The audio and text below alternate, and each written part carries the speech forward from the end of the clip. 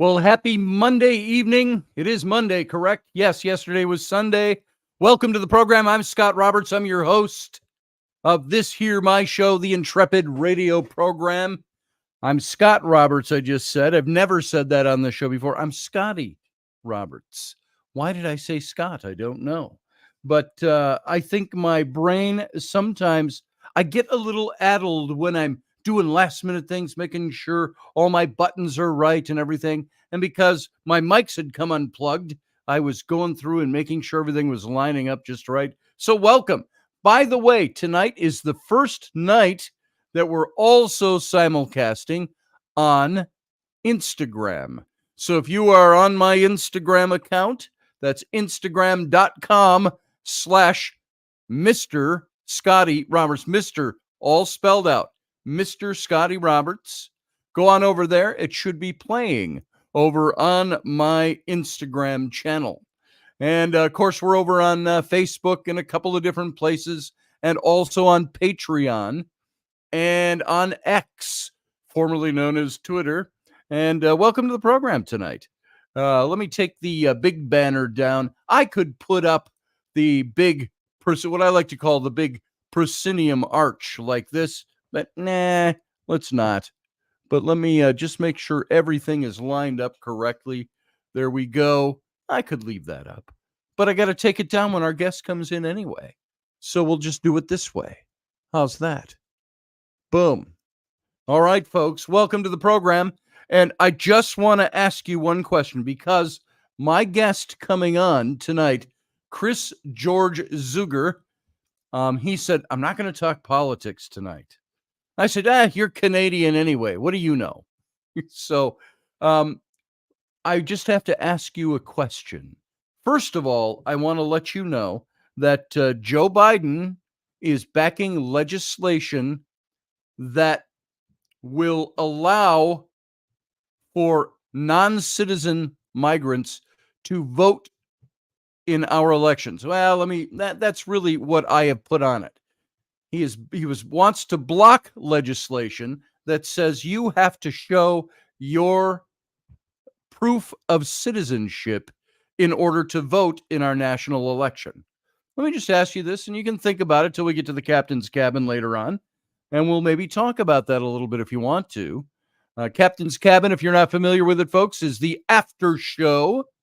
After we are done talking our subject of the night, we can drag our subject of the night into the Captain's Cabin, or we can bring up all different kinds of topics. So think about that for a moment. Do you think if you are voting in this country with the massive immigration issue that we have going on, do you think that we should have proof of citizenship as part of a voter ID? There you go. Think about that. Den of Lore, that is our guest, by the way. That is Chris George Zuger. This is Dangerous. Yes, it is. We're not gonna talk about this, Chris.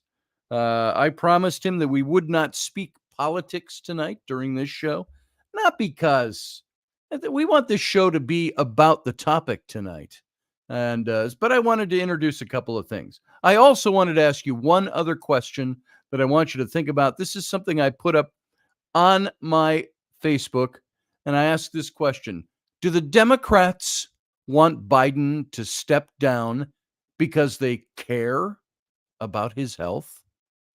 Or is it because they think he can't beat Trump?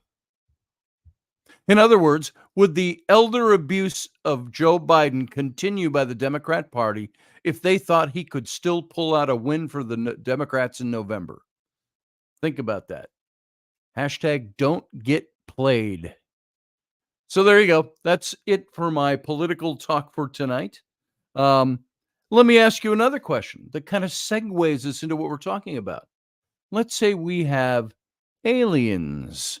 I'm talking aliens from another place, extraterrestrials. What if they started to settle here? Some say they already have, and they've been here for a very, very long time. What if they settled here and we knew they were, and they became part of our countries? Would we require them to show proof of citizenship to vote? Would our whole voting structure change? Would all our borders change? Would all the way we do things between other world governments change? We've brought this question up before, but not in light of this kind of legislation that Biden is wanting to back right now. James McMichael, I'm here, baby. He says, good to see you, brother. Friend of Rainey's and mine. And good to have you in here. Roy Palvido, glad that you're here tonight. Susie Q, of course, always an ever-present, long-time fixture in the chat rooms here on Intrepid Radio. And JP is here. How you doing, JP? And who else we got tonight? Isn't Nancy Pelosi an alien? Asked James McMichael. There's a good question. What's she covering up under that zipper suit? So I don't want to know. Roger Rabbit, good to see you. Glad that you're here. I'm here for the probing, says Roger Rabbit. Boom. I'm here for the probing.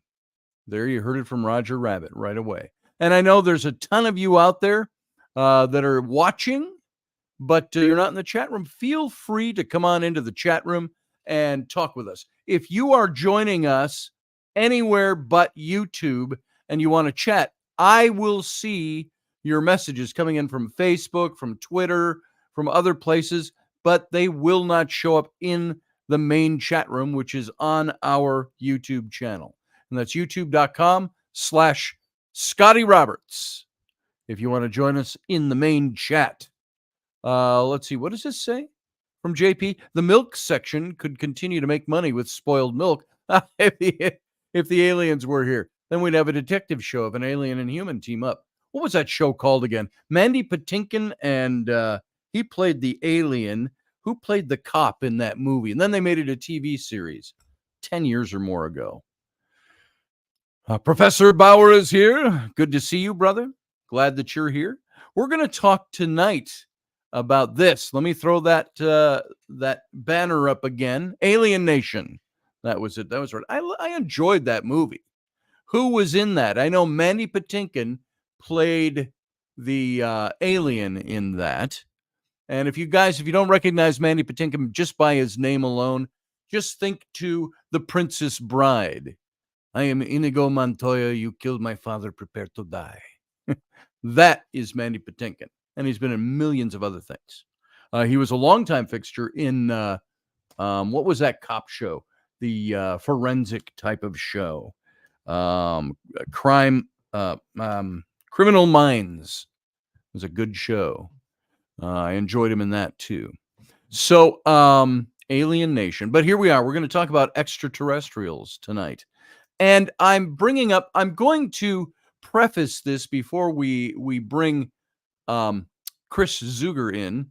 I'm going to preface this by saying I have always been intrigued, interested, thoroughly enjoy the talk about aliens, the possibility of alien life, of extraterrestrial life, UFOs or UAPs as they call them now.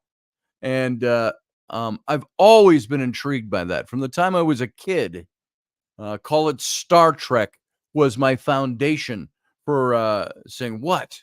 There might be real aliens out there?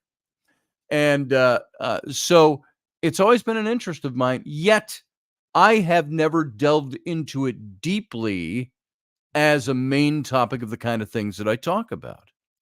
So I like the idea of Chris coming on because he's got a lot more experience in talking with people about this. Hey, Colin, good to see you. And James Caan played Sykes. There it is. So thank you, Jason. And so I need a little help when it comes to this. Otherwise, I rely very heavily on articles and notes and all of that kind of thing. I've got an article up here that I wanted to refer to. It's called The Missing Plan for Alien First Contact. What do you suppose would happen if we had alien first contact on this planet? And it contacted our governments, contacted our people. What would happen? What would that look like? According to many of our cultural touchstones, the way people would react, there's only one thing for it, if extraterrestrials ever make a cosmic detour to our planet? Heavy artillery fire. That's the main answer that was given. But from sugary 1980s blockbuster E.T. movies, E.T. the Extraterrestrial, the decades of Star Trek episodes, to the books of Isaac Asimov, Ursula K. Le Guin, science fiction writers have long wrangled with the question, how would we really treat them if they showed up? How would they treat us if they showed up? In pop culture, extraterrestrials are often cast as second-class citizens or less than human. And if it weren't for the intervention of ET's human friend, the titular alien would have been cut open on an operating room table. And so in the 2009 film District 9, millions of alien prawns are packed into South African slums, an allegory for human bigotry and cruelty in the real life. But evidence of extraterrestrial life hasn't been found, believe it or not. And those who have that evidence or claim they have that evidence are people who are considered kind of whack jobs in our society. There are certain people, we're going to talk about some of them tonight, professors of psychiatry and physics and astrophysics in major universities who have lost their standing due to the fact that they have expressed a belief in some of these things or a likelihood that it exists. We're certainly looking for extraterrestrial life, but we haven't really found it yet, have we? And so in any case, at least not in a way that's definable, a way that's quantifiable. So you could look at me and say, were you a survivor? Did you experience alien abduction? Do they exist? A guy like me or like Travis Walton? Fire in the Sky was the movie that was made about his experience. And by the way, Travis Walton told me, I asked him, how accurate was that movie? Remember the movie Fire in the Sky? And there was the scene where Travis, after several days missing, is found naked by a phone booth, hiding and shivering and in shock. And I said, was there any truth to that movie? And he says, the first thing I'll say, he says, I was not naked when they found me. So we already know that there are some factual problems with that movie. But evidence of extraterrestrial life has not yet been found, although we're certainly looking for it. We keep looking for it. We keep having people experiencing it. But in any case, anything we find in the near future is more likely to consist of the signs of microbial life that may have once existed on Mars than the humanoids depicted in films and TV shows. Wouldn't it be interesting? You know, I think a lot of us who grew up on Star Trek and Battlestar Galactica and Star Wars, we'd be woefully disappointed with any kind of alien life that made contact with us that doesn't have hands and legs and feet and sex organs like we have and big boobs that fit into silver lame tight costumes. We'd be very disappointed. What if it turns out to be a very different kind of life? According to the Drake equation, there's a decent chance, statistically speaking, that intelligent extraterrestrials are out there somewhere in the vastness of the universe. Even if the stars would have to align for us to find the contact with each other, given the vastness of our galaxy and the enormity of the distances between planets, it's going to be hard to come by. Finding life or making contact is always going to be highly unlikely until the day we actually do. That's what John Zarnakai, the emeritus professor of space sciences at the Open University in the UK. And he said, it reminds me of exoplanets. As a young researcher, it was a topic we talked about, and we all suspected exoplanets were out there, but there was no way we'd ever find one because it was technically far too difficult. We now know that exoplanets are out there, and some are even potential candidates for life because they host water. We've been able to see these planets, exoplanets.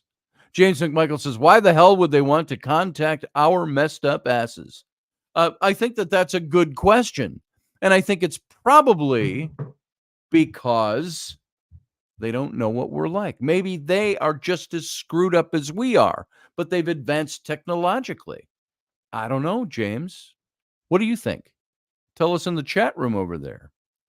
And with with this whole search going on for alien life, and the possibility remaining that we encounter it, it's not amiss to consider how we might react if we did make contact, especially considering an intelligent alien species is likely to be very different to our own. What do you do with non-human rights? What do you do with the ethicists? The National General Assembly session in 1977 by the Prime Minister of Grenada.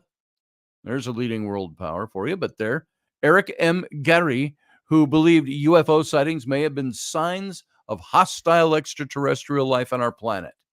And he suggested establishing an official investigation body through the UN, but no policy was ever adopted, and he was pressed to drop the topic by British diplomats before being deposed in a coup the following year.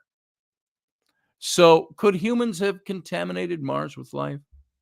These are the questions that are coming up. Is the UK poised to return to space launches? The mysterious inner life of humans, should they encounter aliens? Is there a missing plan that we should have? There's no international agreements or mechanisms in place for how humanity would handle an encounter with extraterrestrials.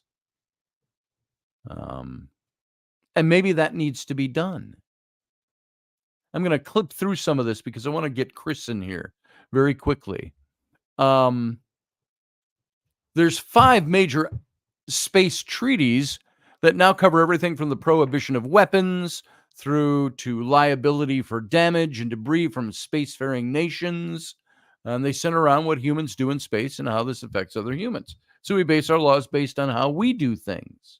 What if they do things very differently? So one major consideration would be the intent of the aliens. In short, whether they were benign or hostile. And this feeds into the whole debate over whether we should actively be attempting to contact extraterrestrials or passively looking for signals of their existence. What happens if we contact them and we really shouldn't? Do we want to draw that into us? When it comes to aliens, we have to ask what kind of intelligence do they have and why do they have it, says Susan Blackmore.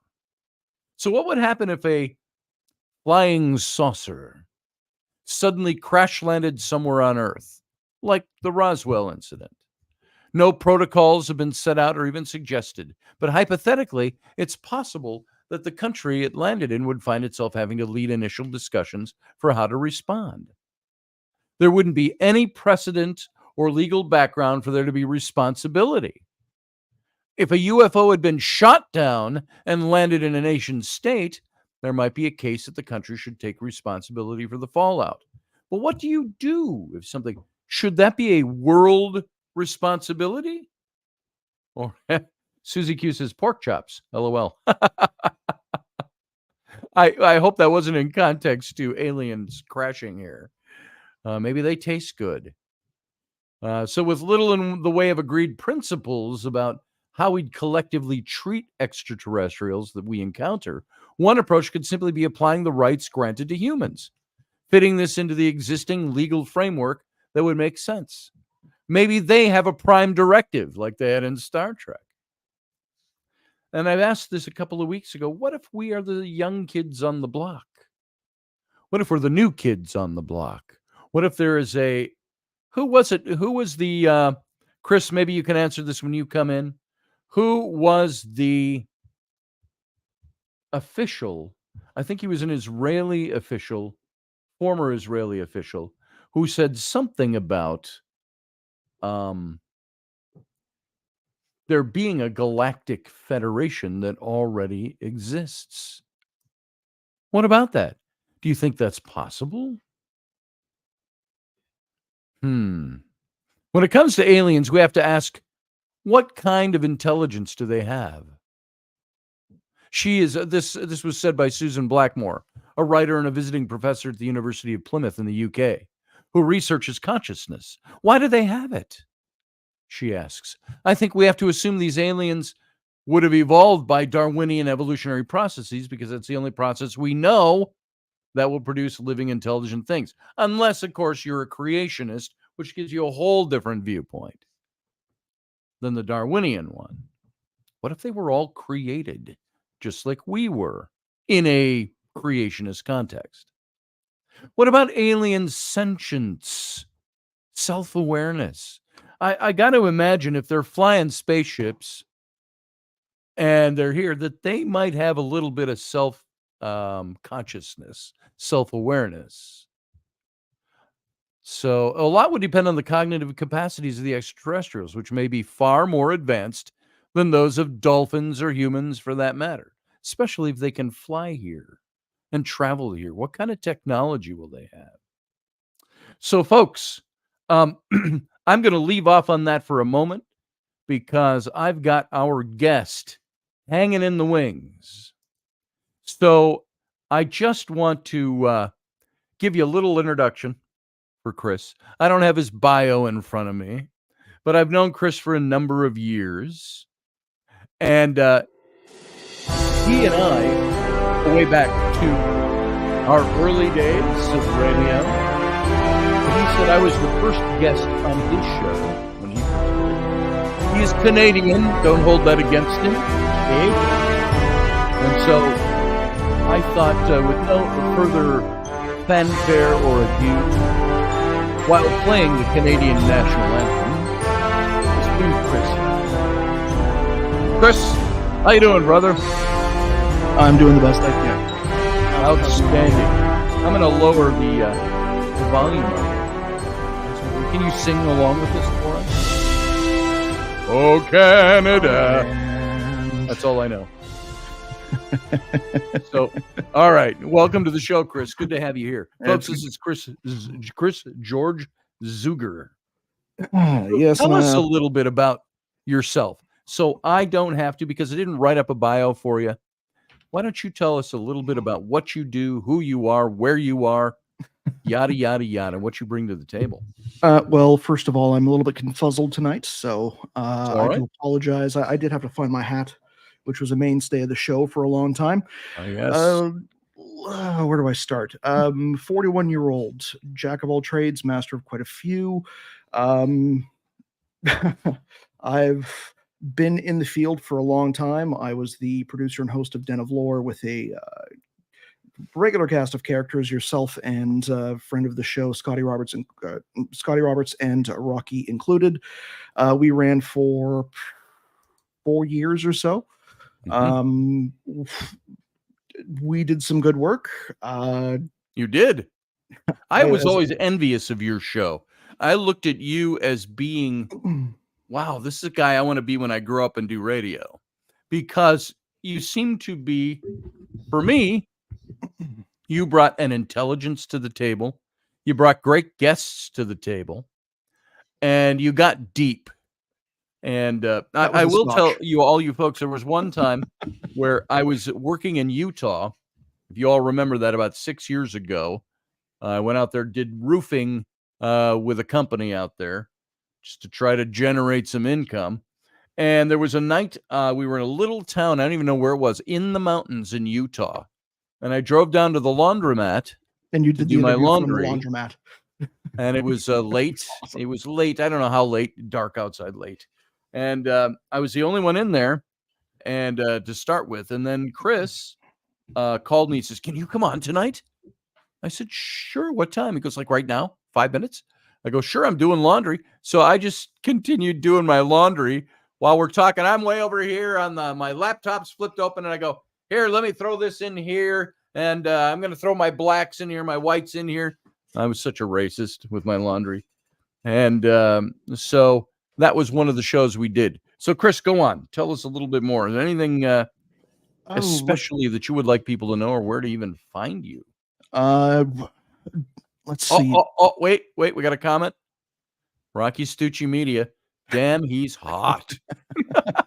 I had to rush and find a shirt and my hat, and make sure that I got the meal that I was making when you and I first called to my wife before I came on the show. So I know I'm kind of looking a little disheveled, but Rocky, it's good to hear from you, brother. I hope you're doing well. Hope the family's well, and hopefully you're keeping a little cool down there in Texas. Texas. Everything's bigger in Texas. I've heard everything, but not the beer's included. It's hot down there. I know exactly. It's like 1,000 miles south of me. So, and it's hot here. It's about probably 25. Well, it's about 25 left to you, and then another 1,000 or so south.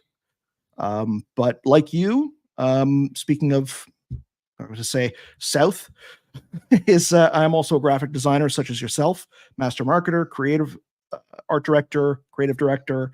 I know you and I have worked on a few projects as well, which is amazing. For anybody who has seen this, Scotty, if you've ever seen Goldfish Crackers, Scotty is the individual who came up with the Goldfish Cracker character with the sunglasses. That was, I got to tell you, that was way back in like 1993. There was a Goldfish Cracker character, but I was the first guy that airbrushed him with the Ray-Ban sunglasses. So, and my kids live off of that. So thank you. It's always good to think about it. It's like, oh, that's Scotty's work. Every single time I buy it from Costco, it's great. You're eating Scotty's work there.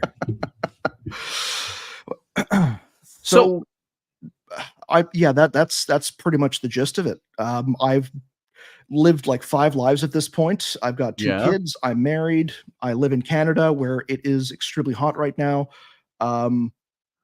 Master podcaster, like basically you name it, except for car mechanic work, I can pretty much do it, I guess. Outstanding. And Rocky Stucci, by the way, if you want to join us, Rocky, I just pasted a link in here. You want to ask any direct questions here, I'll paste it again for anybody else. We generally don't take a lot of callers in until the end of the show or when we lapse over into the captain's cabin, the after show. But there it is, folks. So, Chris, I've got you on tonight so we can talk a little bit about aliens, UFOs, all of that stuff, only it was more pointed when I was talking with you about it earlier, because I was looking into certain players in this field. Specifically, I was looking into Avi Loeb. Now, are any of you familiar with Avi Loeb? He says that aliens have visited us, and he's really not kidding. Now, you say, who the hell is Avi Loeb? He was a Harvard University professor, and he explains his hypothesis and calls out what he sees as a crisis in science. And he's no stranger to controversy. He was very prolific, and he was a Harvard University astrophysicist. And he produced pioneering and provocative research on black holes, gamma ray bursts, the early universe, and other standard topics of his field. But for more than a decade, he also courted a more contentious subject, namely space aliens, extraterrestrials, including how to find them. I believe he wrote a book. Is it his book that is Extraterrestrial is the title? I believe that was his book. Correct me if I'm wrong. Yes, it is. Extraterrestrial, The First Sign of Intelligent Life Beyond Earth by Avi Loeb, Loebb. And so you might want to look that book up. So you know a lot more about him than I do. You know a lot more about some of these players than I do, Chris. What's your first take if I were to ask you, do you, I hate using the word believe, because belief is almost religious. It's something that we put faith in. Do you know whether or not, do you think it's a possibility, a probability, and an inevitability that alien life exists and that we have made contact with it? Well, first of all, Scotty, I have to preface this with I've been involved in digital media and advertising communication strategy, marketing strategy, media planning, branding, brand strategy, you That's name all it. part of the alien From research from a thing. from a it's the best way to be able to put it is, I understand how people talk to large audiences, or a company can talk to large audiences, and I'm considered an expert on the subject. So anything I say, let me preface this with that. With that, I've been doing it since I was 15 years old. Yep. I know the show, I know the game from broadcasting, from TV. It's I know the industry. Um, with Avi Loeb, he is very, very well respected when it comes to his field of work. Up until he connected with Luis Elizondo, that is pretty much where the more out of left field claims that he was making. And again, I'm going to say claims and preface that with claims, not suggestions or hypotheses. That's when he started to jump on the UFO gravy train. Are we allowed to swear on the show? Oh yeah, yeah. Okay. Well, That's within the parameters of what YouTube will say. Oh, you swore too much. Now we have to pull your monetization for this show. So Rocky was he's on the other night, and he let loose. So there was a term that I coined back in 2017, and I called for anybody who's basically a UFO tainer. They're sucking the money dick. It's they're becoming media whores. That's the best way to put it, and that's pretty okay. much what he started to become. And I've seen it a million times, whether it was David Wilcock, whether it was Corey Good, to the Stars Academy, and that entire debacle. I called every single one of them, and I was right every single time. And I called it with him when it came to his outlandish claims with Oumuamua, and the same thing when it came to the metamaterials that they had claimed to have been found. And the big, media talking point was that it was extraterrestrial, and the slant was it was UFO based. I'm like, no, it's not. They're microspherals from a bolide impact, and that is a natural result from when a meteor, comet, etc. hits. They produce platinum metals and microspherals, which is essentially just like very, very small microscopic spheres. And that is what they were claiming. And he's saying, like, well, it could be metamaterials of some kind. And I'm sitting there while he's on a on a podcast, and I'm listening to this, and I'm like, no, dude, you are trying to spin this to gain essentially the focus of the more alternative information sphere, so for some purpose. And lo and behold, he started a he started the his not-for-profit center at Harvard University, and it was the Galileo Project. Was the Galileo Project? I couldn't tell you off the top of my head. It's the Galileo Project, and even though it's attached to Harvard University, the only funding that they were able to get was through direct donations. So at some point, because he's a tenured professor, he was able to convince the higher ups at Harvard that, hey, I'm going to be doing X, Y, Z. And this is around the time of the disclosure hearings that were happening in Washington at the time, which again were prompted and heavily pushed by Elizondo for whatever reason. And the whole thing was that he can keep it associated with it, but he will not receive funding from Harvard. It's only going to come from outside sources. And I think with the projects and some of the, I'm going to say some of the things that they'd wanted to do long term, which was like being able to set up scientific stations that were going to be able to track UFO entries into the atmosphere from coast to coast to coast. I think like over the next 30 years, I think the funding that they would have needed was somewhere in the range of around like 1.5 billion, I calculated. And they were maybe at about 1.5 million when I first got that. So about, and that was within about a year to 2 years of starting it, if I'm not mistaken. So like 1,000 years, they'd be able to get the funding needed to be able to create these scientific projects. But at the same time, there's all this money flowing in. Who's that money going to? to pay for staff, to pay his salary, to pay for any other expeditions. And that is, I'm not saying this to be able to try and focus on him directly, but this seems to be part and parcel with any organization that crops up claiming to be legitimate.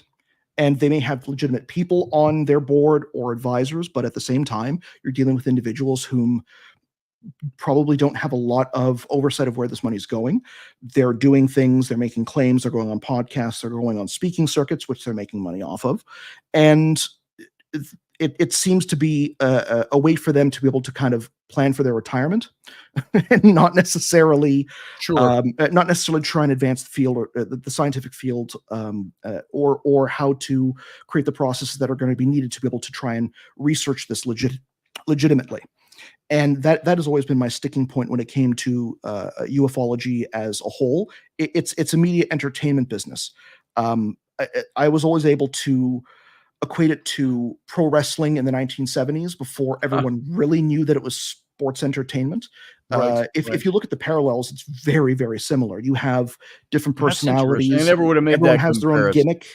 Everyone has their own focus or their gimmick. They're like Jake the Snake Roberts. He was all about snakes. Well, you've got David Wilcock. He's about insider information and David Wilcock was not a wrestler, though. No, but it's an entertainment field, and everyone has a character that they put on as a field, Correct. or like as a presentation, and they use that to try and become an expert on that subject, so that they can then relate to a certain individual or a certain group of people who are very interested in it. And at the end of the day, I have seen very few people, because the people that I know that are truly interested in advancing the field of research, they're personal friends of mine, and I've known them for as long as I've known you, Scotty. And they're vilified within the UFO field because they are very critical of not only the research methods, but also the I'm going to say the UFO-tainment and capitalization within that to be able to generate profit. So even for individuals like myself, I was the new darling of podcasting within ancient history and ufology, as you recall. And there was one incident that had happened where I basically tried to expose the business, and I was thrown right to the side. And that basically started the trajectory where I'm on right now, where I realized at some point, getting harassment on YouTube comments all the time is probably not for me. I think I'm just going to kind of do something else and have fun for once. And that's kind of what they the industry does. They try and protect the profit margins. And I was going to say that's where Rocky and I on our show came up with the hashtag shut up. People criticize you all the time or criticize what you say. You can't talk to anybody and say, you can't say, hey, you can't talk that way. You can't talk that way to this person. You can't talk that way to my wife.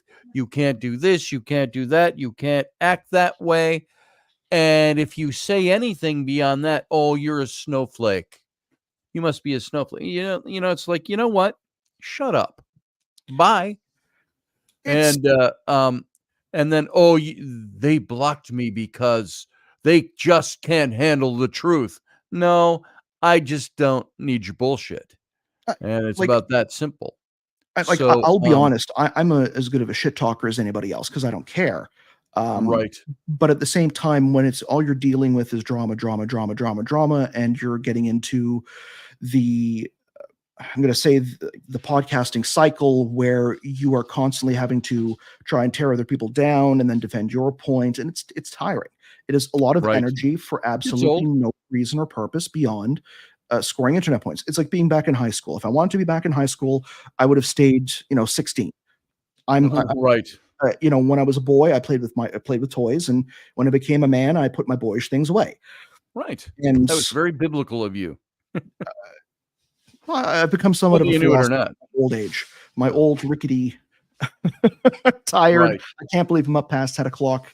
I will tell you the other end of that is as I get older, my propensity for putting up with somebody's bullshit has You're stealing my lines now. become very short. It's like, I don't need your bullshit. Bye. My propensity for bullshit is very low right now. And yes. Now, that does not equate to me not wanting somebody to express themselves. You can express your beliefs, be it political, ufological, alien-wise, whatever your ism is or ology is, you're free to state it.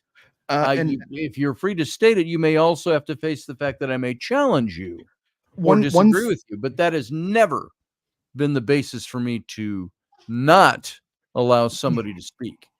Now, there is one question that I did want to be able to answer, and again, I'm yes. Sorry, this isn't even my show, and I'm doing my own shows. No, you do your own thing here. I'll just tell you to shut up and ban you if you. Rocky asked if there is a darker element going on within the celebrity and political realm, within the UFO sphere, and again, within the UFO sphere, 100% yes.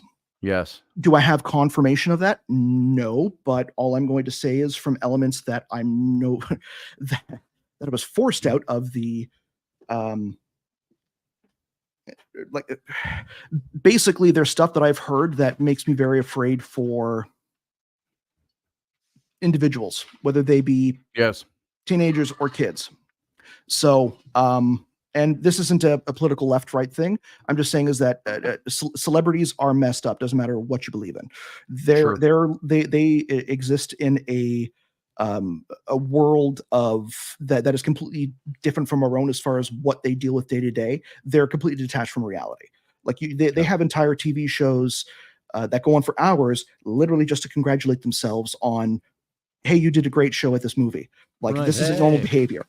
If you if you remember to fill up the gas in your truck or car or van or SUV, Scotty or Rocky, do you get a gold statue? Nope.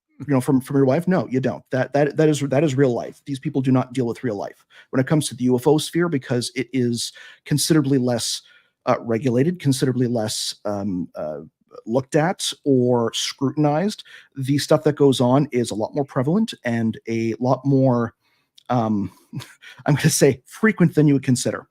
I can't name names because I don't want to get sued, but I'm just going to say is that there's individuals in the different parts of the country, more towards the Pacific Ocean, that have been doing some pretty darn crazy stuff.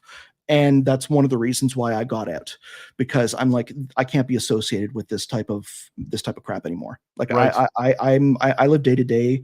I put my pants on one leg at a time, just like anybody else.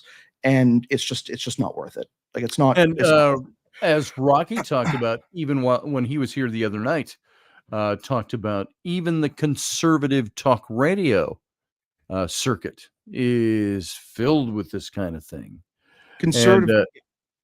So it's like the they talk all this stuff out of one side of their face, and then as soon as they're off air, they're completely the opposite.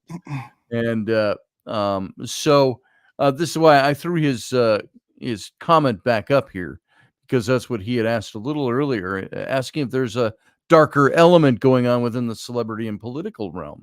I think there is, and if you were to lapse into, and Chris, I don't know where you stand on this. Let me ask you. I don't even know where I stand on it, perfectly honestly. But I have a certain belief system that I follow. My belief system started in Christianity. And I was in ministry and all of that. I went to all the schooling. Now it has morphed a lot over the last 40 years. Where I've allowed for a whole lot more to come into my belief system. There was a time I went through Christo-paganism or Pago-Christianity, things like that, trying to find out if they were matching. There were things that I believe. I'm sorry. Did you say pegging? Pagan, yes. Oh, sorry, pegging. No, okay, pagan. Okay, sorry. Pagan. Okay. Hey, I'm just like, this is not this type of show. So Pagan. Yeah. Just wanted to clarify. Good enough. Yes, I had to clarify. And you knew what you were getting into having me on this show. Yes. So let me ask you, Hey, it's No. 2024, whatever. I don't care. Right.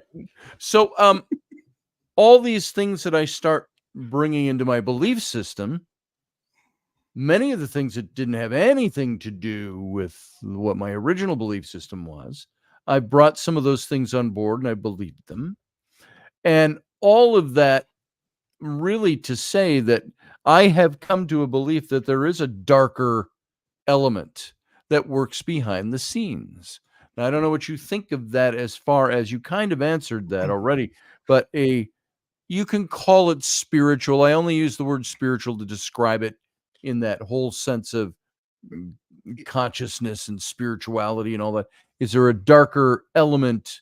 Call it alien, call it spirituality, call it demonic, call it angelic, call it whatever you want to call it, that dwells behind the scenes and works behind the scenes. Are we on this planet? Are we controlled by other things outside of us? I can. You talk about speaking biblical, and again, Scotty, I know Sure. your history and your education quite well. Having known you for so long, and you've gone through at least about 20 hours worth of interviews on my own show. True. So I'll use biblical myself, and I'll speak somewhat of a parable. Uh, there was a young man whom, from a very young age, was given all of the education and alternative information necessary to form a very complex and comprehensive understanding of the esoteric, symbolism, alternative history, theories Mhm. on alternate Earth evolution, from anything from Genesis and the uh, Genesis and the Nephilim to the Mhm. Anunnaki and Sumerian texts. Yes. This man went through his entire life believing a certain frame of view as different from the mainstream. And he held on to this belief, or at least this understanding. I'll say he believed it to be an understanding for an incredibly long time. So much so that he took it upon himself to go on a mission and to try and uncover these secrets and to try and explore them in a very comprehensive and deep and fun and entertaining way. Um, and this individual knew all of the names of the people he wanted to talk to and to learn from. And he discovered something very, very interesting. One day, from one of the people whom he had respected incredibly well, who he thought very highly of as somebody who was speaking truth to power and was trying to be able to disseminate information to the masses selflessly. Um, th- that this person had something terrible happen to him. Um, at least in this case, that he was being attacked by higher powers within the government, whether you call it a deep state or what have you, Mhm. Mhm. and that his website had been hacked because there was information that he was going to release.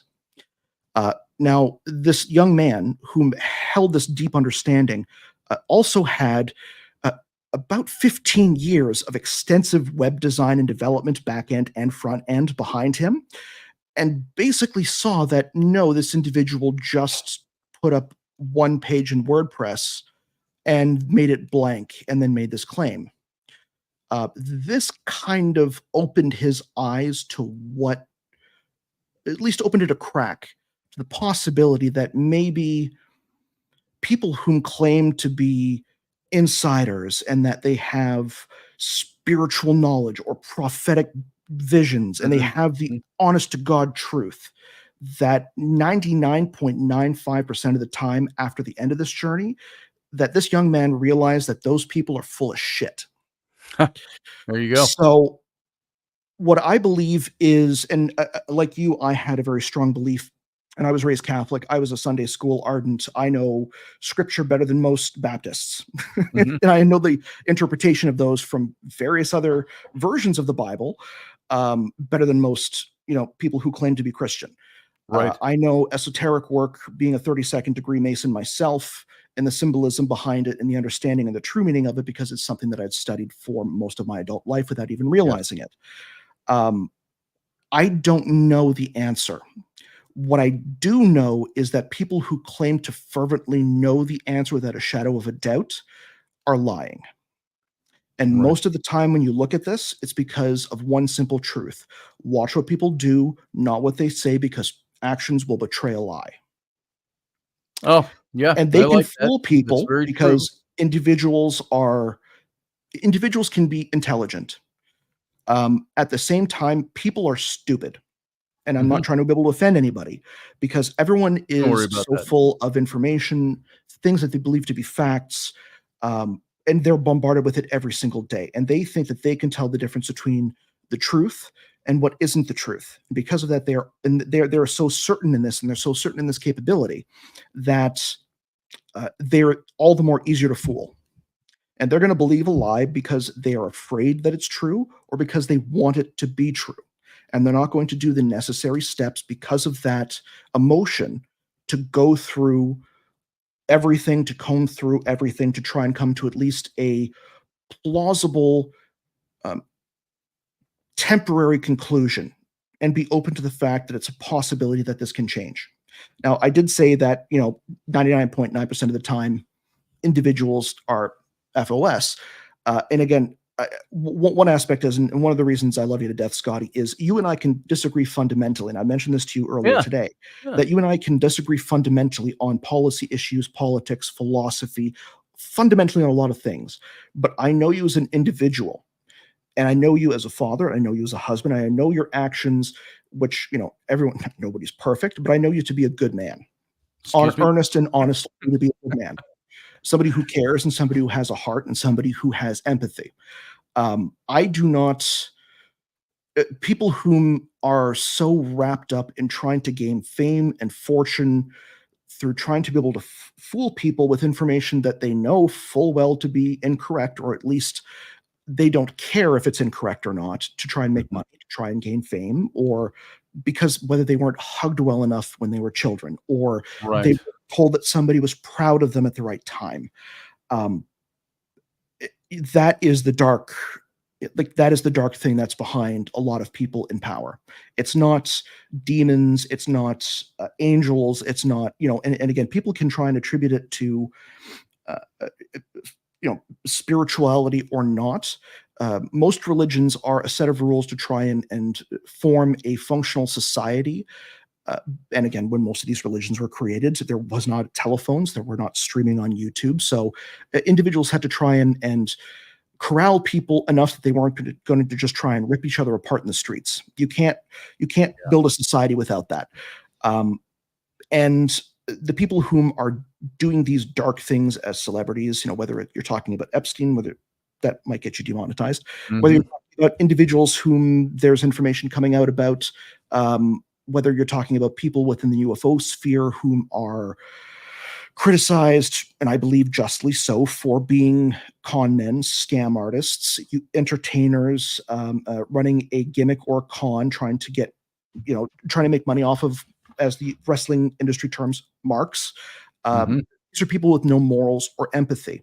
These are things and behaviors that are inherently not learned from childhood, whether it's trauma, whether it is genetics, whether it is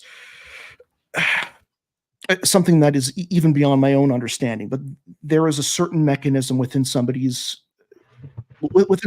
own psyche that prevents them from caring about whether they do something wrong or not, as long Right. as they benefit from it. You And know, that is the true darkness within entertainment and politics. there is a thing I've always tried to do, whether it was in my days back in church ministry or even now when Rainey and I talk about meditation or the things that we do on a spiritual level and so on. And I know that there have been times where I've said to Rainey, I've said, this is something that I teach and we talk about on the radio and our public personas. And I said, what's preventing us from doing that in this moment where we might be in crisis or we might be in worrying about something or wanting to do something better? Why aren't we incorporating the things that we teach then? And by teacher, I say I don't visualize myself as I'm not some professor like Professor Bauer. I'm just a guy doing a podcast, radio show. But there are things that people pick up and you influence whether you know it or not. Like my old friend Ian Punnett. You remember Ian Punnett, who passed away in the last year. And he used to say at the end of every one of his shows, a daily show up on one of the big powerhouse talk radio stations here in Minneapolis, St. Paul, he would say, "It is said that each one of us influences up to 1,000 people in our lifetimes. How will you be influential today?" He used to ask that question. And so we understand that there are things we say and do that can be influential without blowing up our own heads about it. And so I would always say to Rainey, if this is what we say, then we better be doing it. If I say I believe that God answers prayer, I would be remiss to not pray. Or so on and so on. You get that's an illustration. You get the idea of what I'm talking about. So that there are things that we have to do. And this is something, by the way, mentioning Ian Punnett, I saw him up close and personal all the time. He used to have a little thing he'd call the Dead Theologians Society that we'd meet once a month at one of the big local bookstores in St. Paul. And they're usually about 10 to 15 to 20 people would meet. And we talk about issues of the day. And one thing I found, now, my daughters are now 32. My twins, they were 11 and 12 at the time. Sam was 2, something like that. He's now 24. But this is how long ago this was. That's just for time context. I used to bring them because I was a sole custodial dad. I used to bring them to the bookstore with me, and Sam could sit on my lap, or he would go play with the toy section, and the girls would keep an eye on him. They'd look at books. And something Ian did was he was somebody who lived what he said he believed. And he would go out of his way. He'd sometimes bring a little toy for Sam or pick up something for him that Sam was playing with. Or, this is the kind of person he was. Not that buying something for somebody or giving something. It's that he had a heart that was open and receptive to what he was seeing, and he responded to it in that way. And he always loved my kids, which was very cool. And so this is the kind of thing that, and I know we've driven a bit off the path with this, but I think it can be veered very easily back onto the path, because there are things I say about darknesses behind politicians, darknesses behind people that are out there, or goodnesses. I talked the other day of this story about the homeless man that I bumped into on the streets of St. Paul at an event that was up here, and long white beard, scraggly, not bathed, it looked like, for a very long time, very weathered, a Vietnam War vet. I was assuming by his age, and he asked if I had some money. And I said, "Look, all I got, I think it was a $10 bill. I said, all I got's a 10. I said, "Here, take this." I said, "Go get something to eat." And I said, "Please promise me you won't just drink it away." I said, "Go get something to eat." And suddenly this man who had been slurring and all of this, I told this story very recently again. Sorry to recap it for those of you who heard it, but it's almost like he straightened up. His stature was different. The look on his face was different, and his speech became very cogent. And he came back a couple of minutes later, and he says, "I've got something for you." And he, no, that was when he was in front of me. He's digging in the chest pocket of this old army coat he has on, and he pulls out something, and he goes, "I've got something for you." And he puts it in my hand, and he puts a hand over mine. He says, "This is for you." And he says, "When I talk to God tonight, I'm going to tell him about you." He gave it, walked away. Well, the Never belief saw him again. It the was a belief in little something greater than yourself is incredibly important from a philosophical and psychological standpoint. That's I won't get into these psychological mechanisms at work, but from a branding standpoint, I can put it into that perspective, which I know Scotty, you can relate to. Mhm. People want to believe in something larger than themselves, something uh, that relates to their values, that relates to what they believe in, and relates and reflects um, their view of the world, especially if they want to try and make the world better or change the world. And again, this can be used in various fashions, whether for good or for bad. But that's how brands work. Um, Mhm. if it's the company or the brand or the organization or the belief system or the group, uh, you can relate to it to an extent where you actually just want, like, you want to, um, and I, my old, like my old ad mentor used to say, it's like you see this thing on a hill, and with that's planted its flag saying, "This is what I believe in." And if you believe in the same thing, or you feel the same way, or you have, like, you see it as something that you can make part of yourself, or that you can create some type of ownership with, that you're going to say, "Well, I believe in that too," and march up that hill towards it. So that type of belief in a positive manner is incredibly important.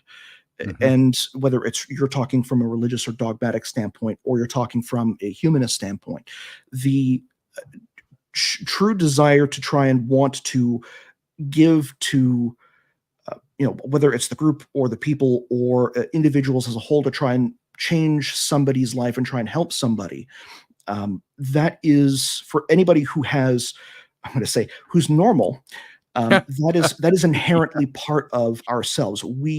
Because we see our plight in them, or we've been in that position before, and because we Right. know that pain, we Or want to there, try but and at for the least grace of alleviate that God pain. go I. Yeah. Exactly. And, by the way, let me make it clear, if I didn't make it clear when I was telling the brief version of that story. It wasn't to glorify what I did by giving him something. It was his reaction. When we're talking about the dark and the light that might work behind people, behind governments, behind politicians and things like that, I suddenly saw him as he walked away from me. I thought for a second, I said, I remember this verse in the book of Hebrews in the New Testament that said, when you encounter someone, give them hospitality, because you may be entertaining angels unaware. And I thought, this was a guy whose whole everything about him kind of altered a bit.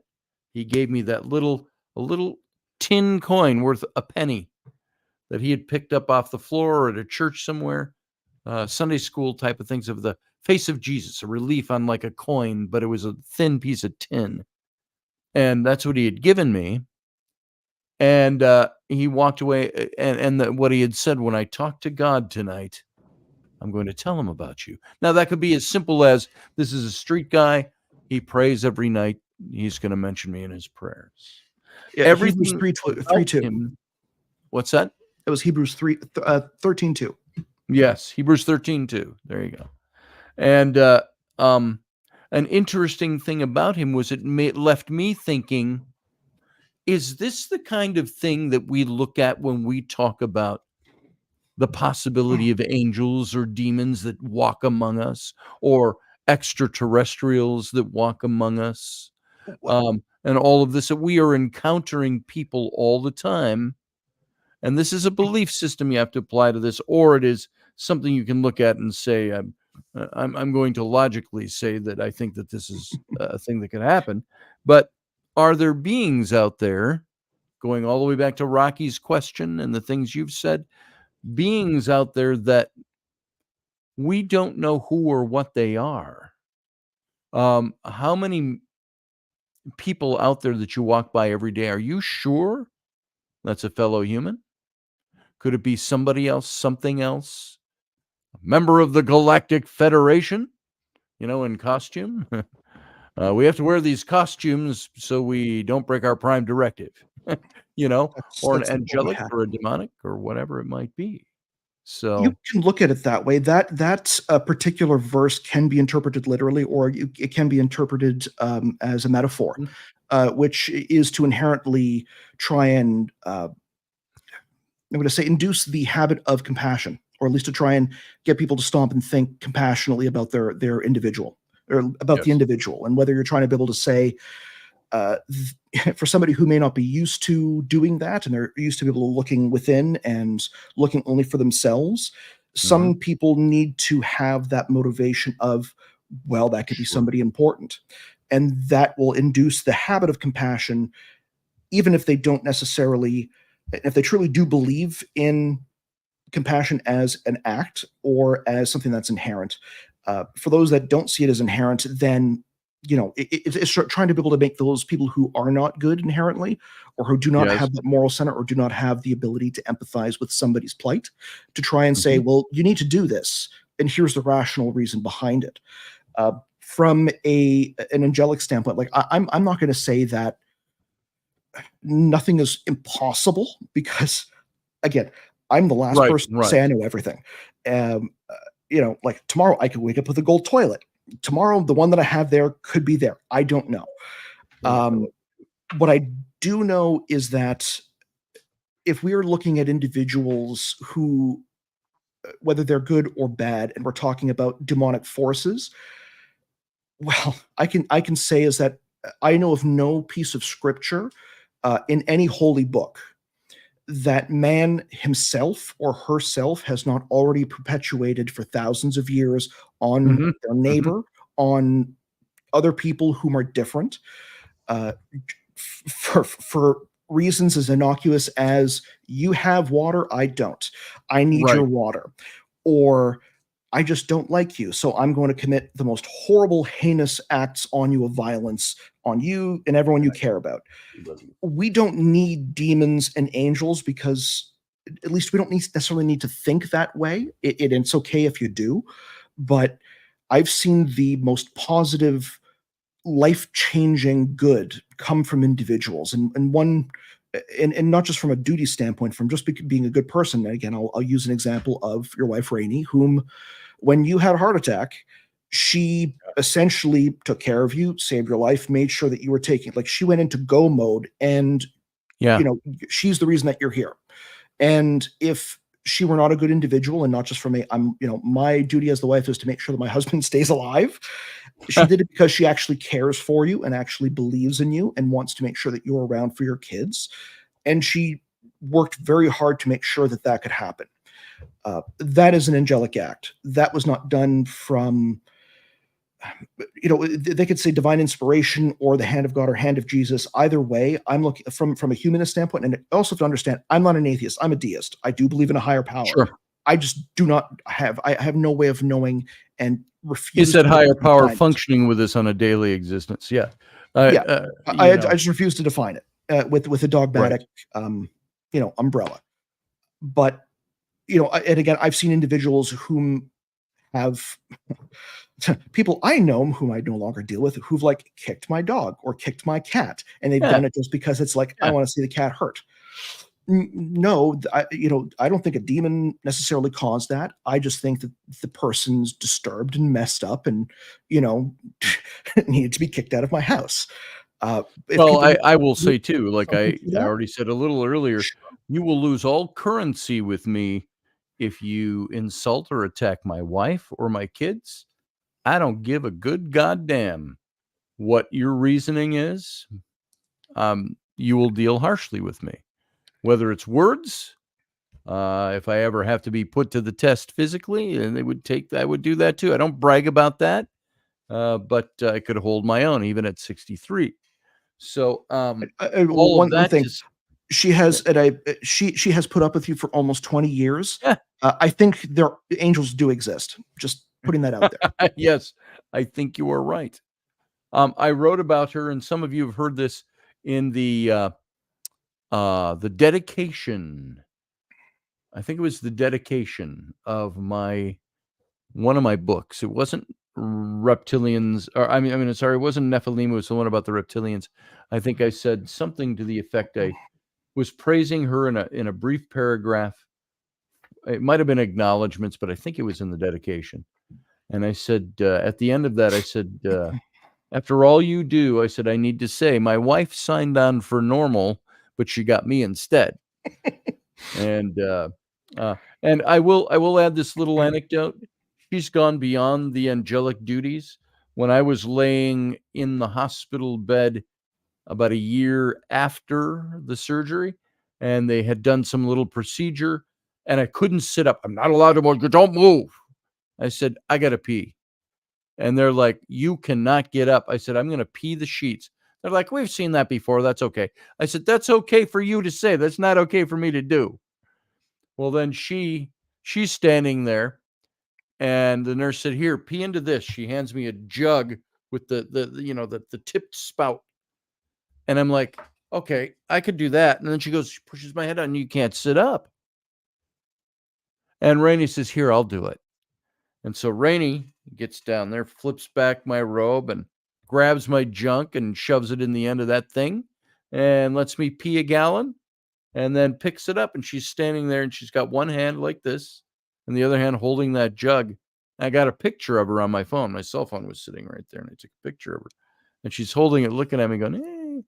And so there is a woman, any woman that will grab your junk and help you pee in a jug when you aren't allowed to sit up is a saint. Sorry, Matthew in chat is like, I got you, Scotty. Like, yeah, there it is. Thanks, Matthew. Hey, that's true. That's true fraternity right there. There it is. I could say the same for my wife. She's been, again, I'm not perfect, neither is she, but our imperfectness goes well together, and much of what I am and what I've become is based around her, and the fact that there are a lot of things about her that I know are, I'm going to say that I wish that I could be myself better, and it's a good inspiration to try and live up to. And people can look at this, like as I said, I'll always try and tie it back. People look at it from spiritual and scripture, and they will say, well, Jesus gave this example, and yes, and Jesus could either be the Son of God or, divine, or he could have been divine and man, and the Holy Trinity at the same time. And I know that there were several conclaves throughout the years to be able to try and decide that. The same inspiration could be said from anybody. He's supposed to have been the perfect example of an individual, of the perfect kindness, the perfect act, the perfect morality, kindness for the less fortunate, kindness for the infirm, somebody who would stand up for the people against the powers that be that are trying to take advantage of them. And you can find that exact same thing, wherever. The book is a starting point, and it should be it is an inspiration. It has been an inspiration for billions of people around the world. The acts of your loved ones are the same. It's okay to show gratitude.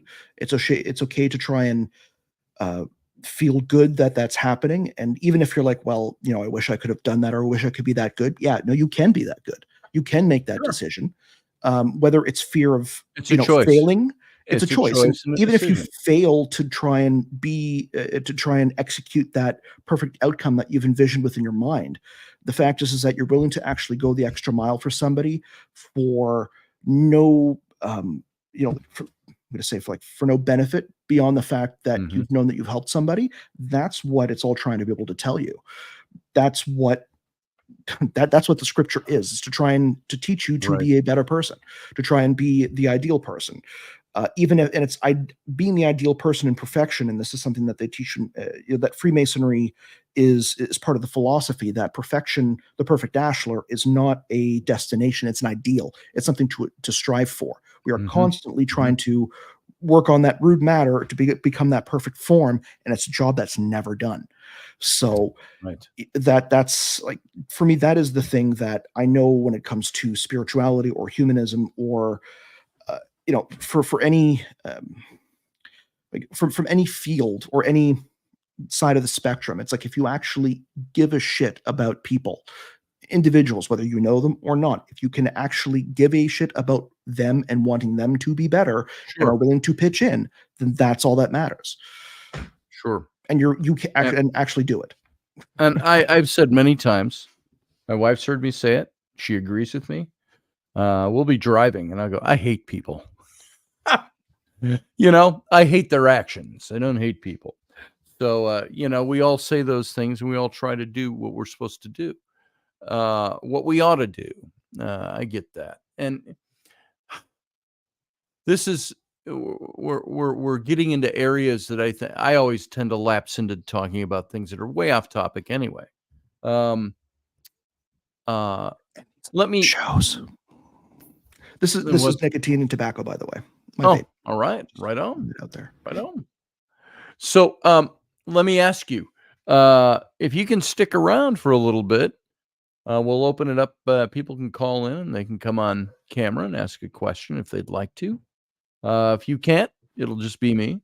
I'm good to go. I may grab a dram in the Okay. meantime, and I'm just realizing I have not been on camera for a long time, so I'm just like, wow. You need a suntan. No, I need to trim my beard and my mustache. I haven't shaved today, so I Yes. look like.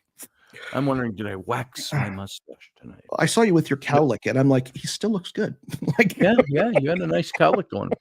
So, so give me a second, I'll be right back. all right, you go right ahead. I'll pull you down when I see you come back. I'll bring you back in. All right. So, Chris Zuger stepping away for a few minutes, and Professor Bauer says the Abrahamic theologies of the Western belief systems were created by the Elohim. I believe you're right. I tend to think that Jesus and Lucifer were both Elohim, sons of God. Huh.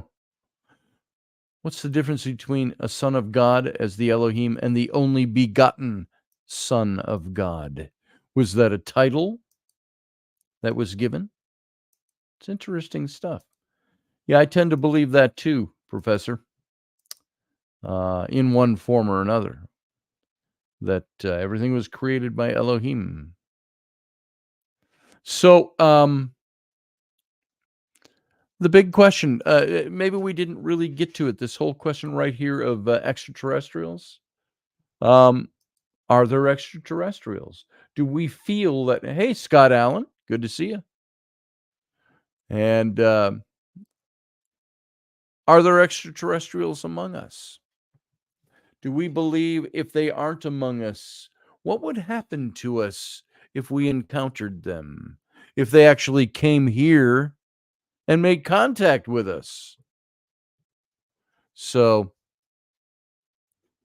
well, Elohim, if you're talking in the biblical definition, the Elohim were called the sons of God, the Bene Ha Elohim, the sons of the gods of many gods. And extraterrestrials, sure. They were not of this world, that's for certain. That makes them extra outside terrestrial.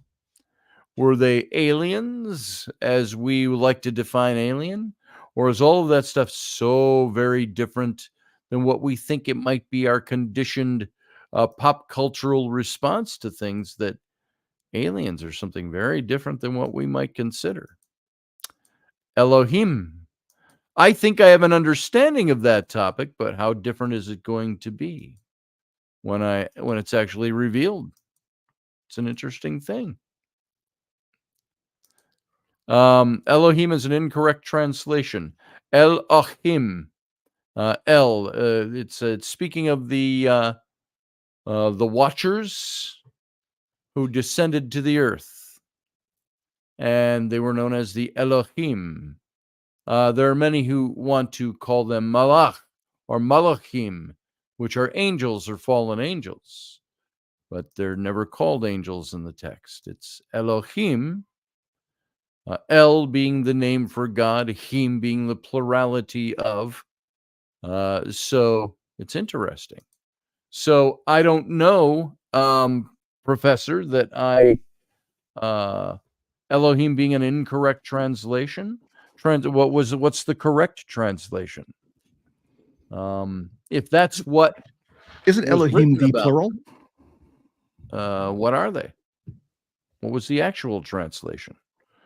Elohim means sons of the God of many gods, or offspring of, or create. Not even creation. It's above creation. So, welcome back. Yes, I'm just trying to remember here. It's one of the names of God, but actually Elohim, that's actually plural. So it's gods. Yes. So that's it's normally used Elohim. for God, but also the gods of other nations. So it can be used like that's one of the issues with the translation. And again, I'm not a professor, but I've listened to enough enough individuals on this subject, and the interpretation is fuzzy if you really look down to it, because it Professor is. Bauer, maybe Mario and Paul need to see me about the translation. There you go. So, So it's plural. It could refer to God, or yeah. could refer to gods of other nations, or Well, what's interesting about angels the or word, higher powers, essentially. of all the names used for God, Elohim is used 2,600 times in the Old Testament, and it's the one used the most. And it simply meant God of or among many gods. And some Hebrew scholars will tell you, rabbinic scholars will tell you, that might mean the singular God of a multitude of majesty and power. I don't think it says that in the word. So, are there different definitions by different interpretations? Sure. I think it's interpretations you're looking at as opposed to definitions of the word. So, then when you come to the Watchers, or the sons of God, as they're called in the English, the B'nai Ha-Elohim, the sons of, the bequeathed of, the Elohim, the God of many gods. And then you have the Divine Council, which is the Divine Council of the Elohim. And where God even himself in certain passages, in Psalm 82, he says, it says, and God, Elohim, stood in the midst of the Elohim. So the same word, both singular and plural. And he declared, you are all Elohim, the bright shining princes of heaven, etc., etc., etc. Now, the next question being is that whomever originally translated that from the ancient Hebrew to, could have been Greek or Aramaic, when they translated it, did they read it from right to left, or the way it was supposed to be read, which was left to right? Or sorry, did they read it left to right, or the original left to right? Left to right. Basically, Right to left. it could have been backwards, which is a lot of. There have been many many translations which may have been wrong based on that. So, right. just putting that out. Professor Bauer says they have detailed and voluminous books and presentations. Me too. Me too. Send them over to my site. I have at least about 200 episodes, most of them which I've taken offline because, well, let's see, used to go through 2/6 of this in a night. Yes. It was get drunk, find Atlantis. That was the whole point. I would like a cubit and a span. I would like a span of. Doug Keenan from he was one of the hosts I had on multiple times. He actually sent me a 3D printed cubit. Was it cubit? Nice. It was a hand span that if you had several together, and I thought that was so cool. A cubit was supposed to be from here to here, and a span was here to here. Yeah. So, and then, what if you got a short guy? His cubit's going to be shorter. Why is this building off by 17 cubits? The Book of Enoch also talks about the same. Book of Enoch is where I'm writing a book right now on the Book of Enoch for my publisher. And we're hitting on some of this wild, crazy stuff.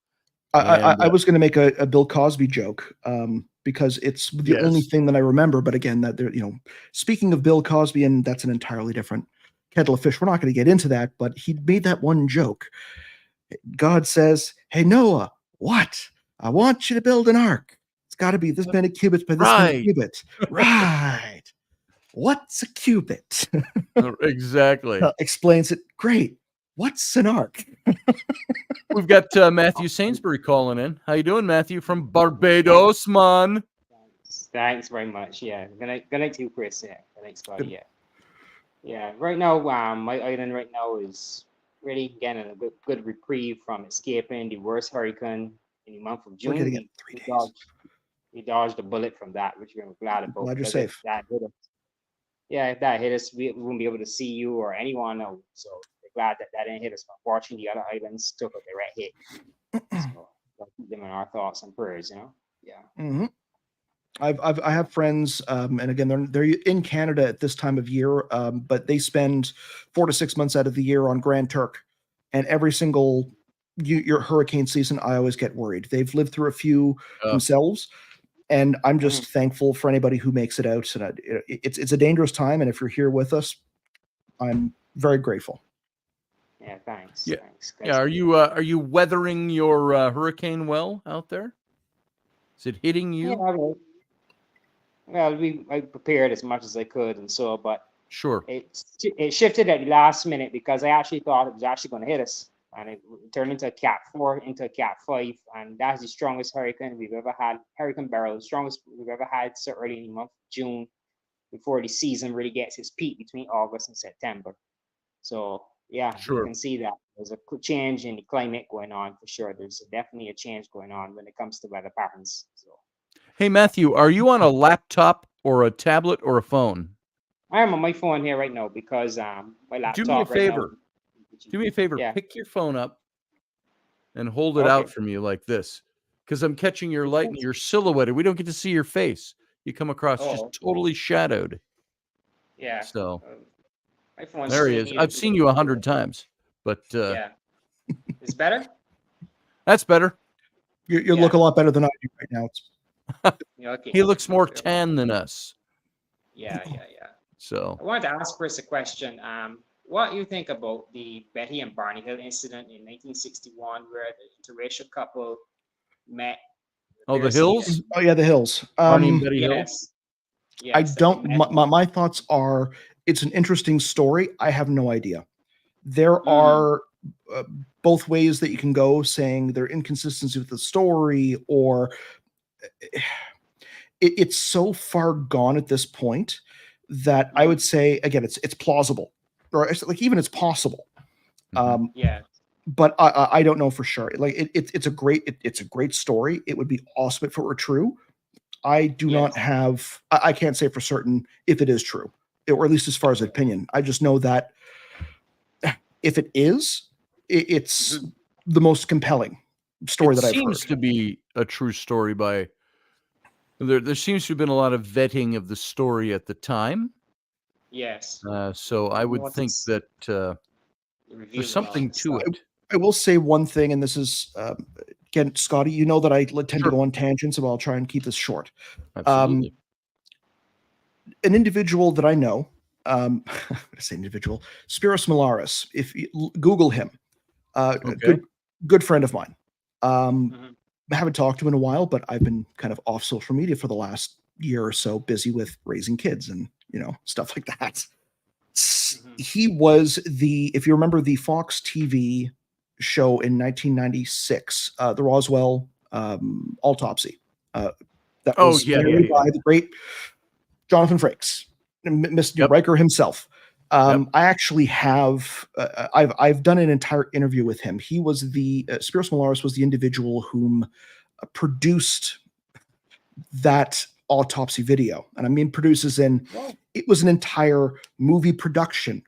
The video itself and the autopsy video and the entire story around that was one giant hoax, specifically designed to be a hoax to see how far they could take it. Right. And Spiros Malaris is a very accomplished magician and sleight of hand artist. Like he's one of the best that you'll ever see.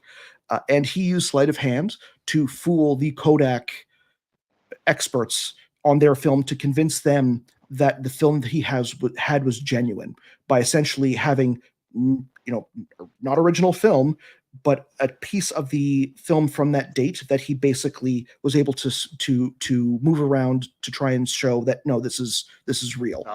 But I digress. He did extensive interviews of individuals that were involved, or at least were close to the Roswell story.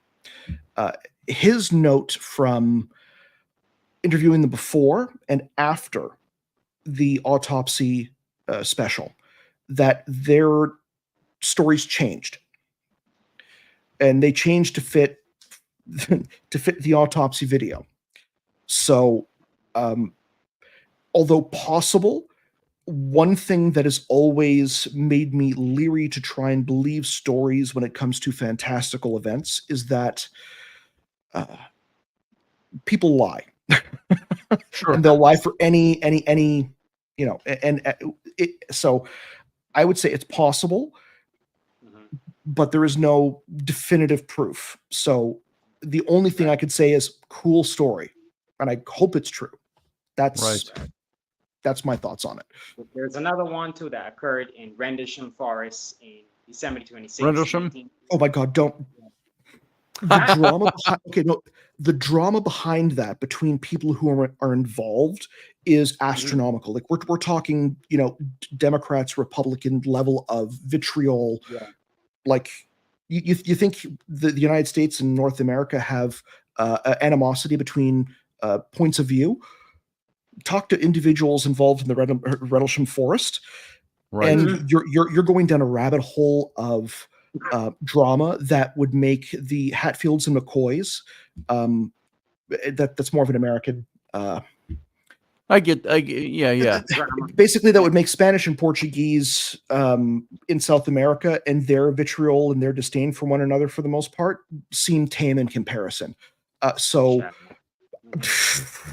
I'm going to say. I'm not going to go anywhere near that with a 10-foot pole, because I'm going to get Facebook messages for the next 3 months. Now, I did like that are going to yell at me. So no, the book Left at Eastgate by why did I just blank on him? He's a friend of mine. We're not like talk every day. Left at Eastgate. Oh my God. New Yorker. Friend of mine, Micah Hanks. Why am I skipping on his name? This is my old age brain. And this is me too. This is my old. What I can say is that the people whom have been involved in it, there are contrasting stories, and there are individuals who are trying to make money off of it, and other individuals who are trying to call those people out. Mm-hmm. So, again, that's an I don't know situation. It's again possible, but because of the drama surrounding it and just the amount of BS, and like this isn't government run psyop stuff. This is just hurt people and angry people being angry at other people, like you're in grade 6 or grade 7 in the schoolyard. So there's no way to know what's real or what's not in that. There isn't. By the way, Peter Robbins is the guy. Peter, yeah, I know Peter. Peter's a good guy, and he wrote a very good book. He wrote it with Larry Warren, but this is his book, Left at Eastgate. A first-hand account of the Bentwaters Woodbridge UFO incident, its cover-up and investigation. Another thing that I should say, one thing I can say is, as far as, and again, going back to my earlier statement, watch what people do, not what they say, because actions will betray a lie. If somebody's trying to profit off of their story, is it true or not? Everyone,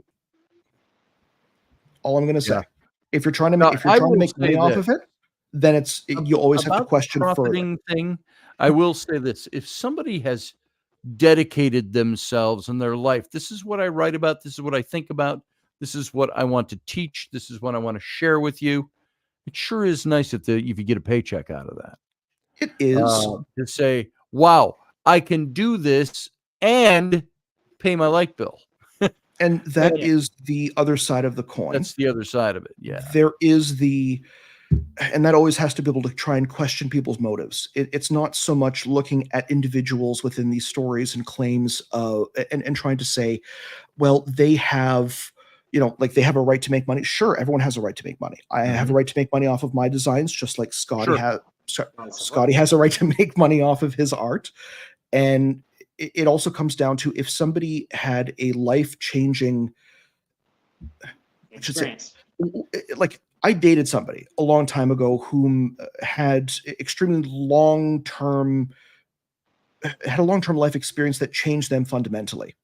And their way of trying to benefit from that was to go on free speaking tours within schools to try and give a story of their life. How they tried to be able to profit off of it was to try and turn their life around and get into law and go to law school, which they succeeded. And they were very, very fortunate. They went from the lowest of low stations in life to being very well respected in their field. So there's two ways to look at it as far as how those experiences affect individuals. And that also goes to, again, the actions from people taking after that experience. Are they trying to make money off of it? Then it's a matter of look deeper into it and don't take everything at face value. Tara says, I'd like to hear Matthew, and I'm not sure what you were trying to say there, Tara, FIR fur. I would like to hear Matthew. Oh, finish his thought. Sorry, that was me. Thought, Matthew. I'm sorry if I cut you off somewhere. I didn't mean to. I apologize. Yeah, I heard Charles Hall. He was one of the guys that went through the Bent Waters issue, and he wrote a book about it. I heard him say that when he experienced this thing in the forest, moving through the forest, like a red beam of ball of light. And he said that one of the beams shot a beam right near his foot, and it went off. And but he tried to, reveal it to the authorities. They first wanted to hush him about it, but eventually someone had to push the Freedom of Information Act for it to come out. And as the years progressed now, and since he told his story, he's been a bit annoyed sometimes with how the government dealt with it and so. But he said that, in all his life, he never experienced anything like that. He said he's heard people say, I've seen the second coming of Christ, the devil chasing me down the road, and all types of different theories. But he said that whatever he experienced that night was not of this realm. He definitely believed that for sure. So in his own mind, it wasn't just a scientific project or anything like that. Because I have a friend here in Barbados who told me she had an experience. There's a place or island called Pelican Craft Village where people do do pottery and craft art and things like that. And she told me that this happened before I was born. She told me that she was down there one night with her, I think it was her relative of hers, and they were looking at the beach area, like Pelican Craft Village is near the sea. And suddenly she actually drew the picture to me, and she said she saw two large ships appear, and there were lights all around them, but they were rotating. And she at first wanted to react if there's something watching us, I don't really have to take it seriously. We go on talking. But then she told the person in front of them, you see those things, and those things like that she saw, they were observing her and her friend. And then when she, when they turned their head quickly to see, these objects just veered away like that. She told me she had that experience here in Barbados. So yeah, so there's been definitely some unexplained flying craft that people are seeing that are anti-gravity ships. Yeah. So she actually drew it on a paper to me to see. So she told me don't. And of course, when you hear those stories and those accounts from people, it's like we always had this thing. When I would argue with skeptics, they'd say, "That's great, Scotty, but your account's an anecdotal account." And I said, "Well, of course it is. It's what happened to me." But I say, when you're listening to anecdotal stories, sometimes you have to look at the credibility or the personality or the traits of the person who's telling the story. If they are somebody that's given to, every time they turn around, they got some weird thing happening, I would tend to listen to their weird story and go, okay, cool. Thanks for telling me. Then there are other people that would tell me that story that don't normally talk about those things or do those things, but that have great credibility in other areas of their life. That would make me say, hey, this person told me this story and they're very credible. They're not given to flights of fancy. And So This person drew the picture for me in memory what they saw, so I can definitely tell that she did see something that was unexplained. So sure. Well, Matthew, Yeah. thank you. I'm going to let Yeah. you go. Thank you for calling in, brother. You're Stick welcome. around. Thanks. Welcome, Professor. How you doing? Well, I'm doing exceptionally well, but I'm getting better. How about you guys? I have a About the feeling I'm same. about to. I have a You feeling gotta I'm head about off to be and do going to dad school. duty. Well, your reputation precedes you, Professor. Thank you. Well, all those stories are true and then some. They're all true. What's that song that Kirk Douglas sang in 20,000 Leagues Under the Sea, which came out in 1957? And I don't know why I learned. Oh, I learned this because we had the old LP of 20,000 Leagues Under the Sea when I was a little kid. And even though it was a few years old, and it was, got a whale of a tale to tell you, lads. A whale of a tale or two about the flapping fish and the girls I've loved. On nights like this with the moon above. A whale of a tale, and it's all true. I swear by my tattoo. That's how the chorus went. It's all true. Somehow that made me think of Jimmy Buffett and the tattoo that he didn't know how he got. Oh, yes. Exactly. So what's on your mind, Professor? Well, I've been listening in between, trying to catch a little bit of the new or the most recent Fast X movie with Jason Momoa and Brie Larson and Helen Mirren, and I just kept looking down the list of the folks that they put in the movie, and it's like that must have cost them a fortune. By the way, speaking of Jason Momoa, if you want to see a soft, gentler movie, very artistic, and it was very my kid really enjoyed it. We watched it. Rainey and I watched it with Ellery yesterday. It has Jason Momoa in it, and that's what made me think of that right away. I think it's called Slumberland, Mm-hmm. and it's about a little girl grew up on a little island lighthouse with her dad, and it's her dream life because of incidents that take place in the film. It's the dreams she goes on. Jason Momoa is in her dreams. It's this kind of wicked, wild, funny, off the wall. And I've never seen Jason Momoa. He didn't show off his muscles once in this movie. He wore he looked a little bit like, what do you call those characters in New Orleans, Louisiana? It's usually the guy that's got the top hat and the tattered top hat and the tattered top coat and colors and purple and feathers and Bob. He kind of had that look about him, and he had horns, big curly horns that came out. But if you want to see, I think a very good movie. I think it's called Slumberland. I give that to everybody out there. You should go see it.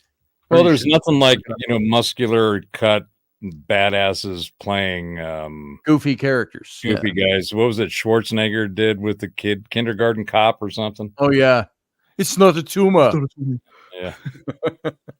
So I wanted to kind of chime in on some of the stuff that you and Chris were talking about. In particular, Chris, you were have been very spot on, in my opinion, about the ideas that people who are selling something or have a different theory against the grain, and being suspicious enough to where, and to Scotty's point, you got to check the character, and more importantly, though, I think is track record.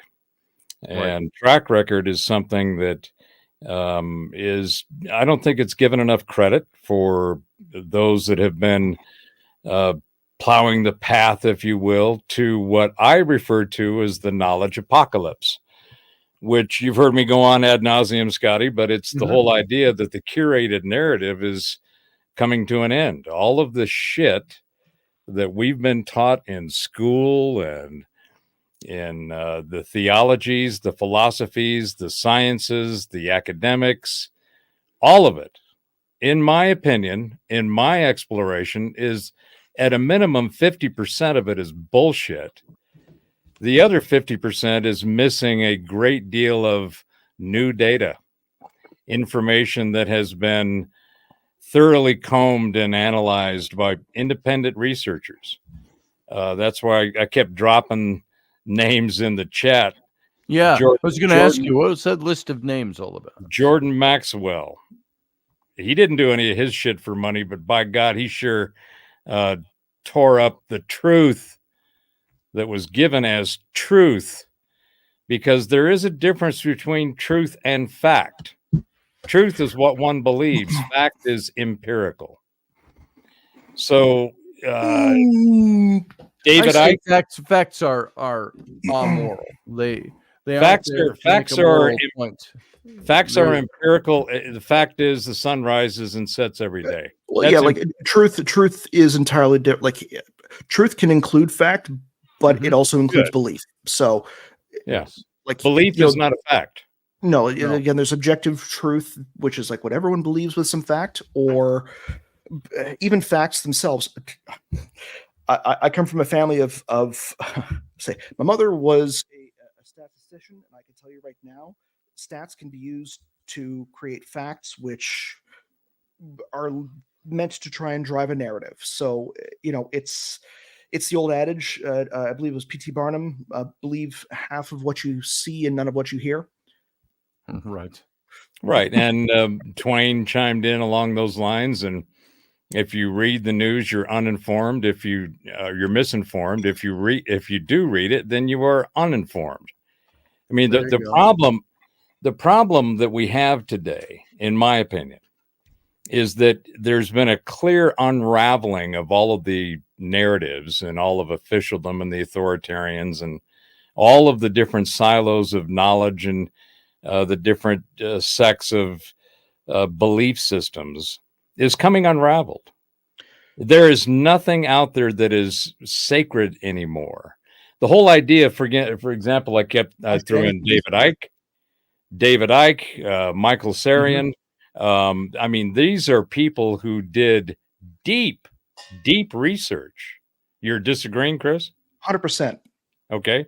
David Icke is, I should say, David Icke is a former sportscaster who had a lot of crazy ideas, did very little actual research, and made a lot of money on a speaking tour, telling people that the movie and television show and miniseries V was actual fact.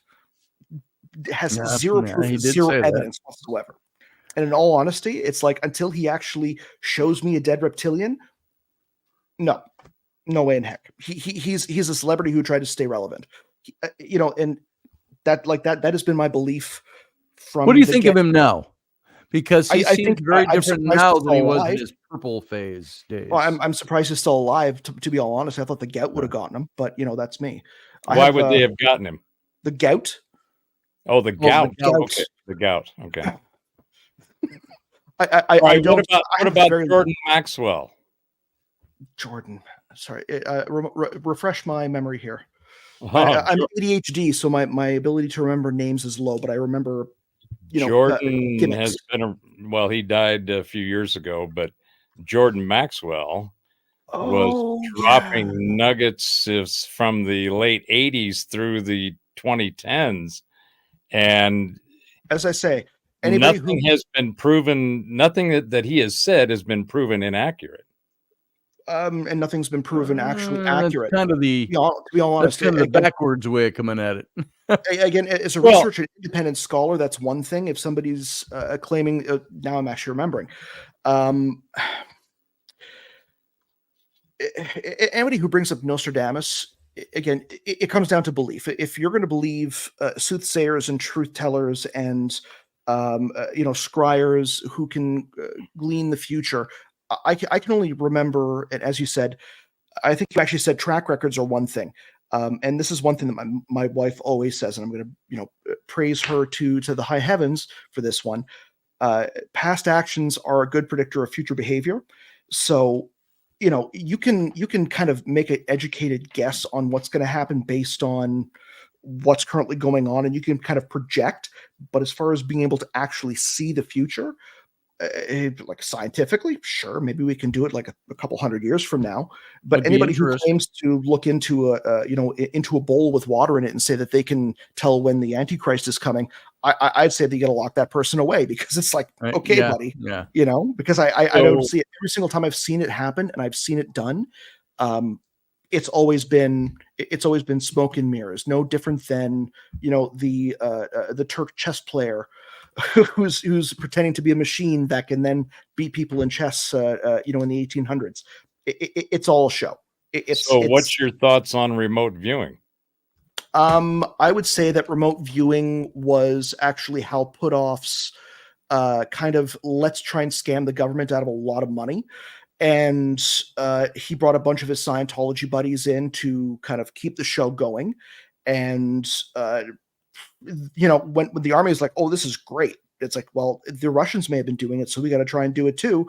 And then the CIA came in and realized, wow, you guys wasted a lot of money on BS, and then shut it down because, Well, have you ever talked to anybody who claims to do I've remote looked into it. It is I you obviously don't have a complete data set to make that kind of. One of the guys who's friends with Uri Geller told me everything. Trust me, I know. Okay. Oh, wait, that would mean I'm So actually the empirical data that has been released by the CIA, Pat Price, Ingo Swann, Lynn Buchanan, Joe McMoneagle. You're going to believe the CIA? Dude. Well, I believe the CIA when it comes out of their own documents that they have documented that they had classified and didn't want anybody to know. Scotty, Are you serious? Okay, well, here's the thing, and I'm just going to use this as a philosophical discussion, and Go right ahead. And trust me, for me, this is fun. So I have no animosity towards It's all fun. whatsoever. It's all fun. Okay. Individual, and again, predominantly this sphere of talk radio. I'm not saying your sphere of talk radio, because I know there's a lot more than just conspiracy theory and extraterrestrials and all that. There's a lot more, because you and I just talked philosophy for an hour. There's always a propensity to not trust the government, but you will only trust the government when you want to trust the government. And I said right there, you're going to believe a lie because you want it to be true, or you're afraid that it is true. And because of that, you can be led to believe anything. Okay, so the individuals that I just named, all of the individuals that I just named were in the program at SRI with Hal Puthoff and Russell Targ. The same guy who ran to the Stars Academy said that they were going to build a UFO or a bunch of other fantastical stuff, turned it into a media company and lost a crap ton of money, and then put out shares that weren't voting shares that didn't have any gains whatsoever. They raised millions of dollars.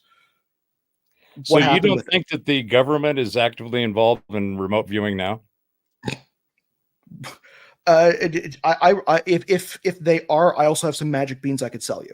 Do you know that the Russians are also involved in it?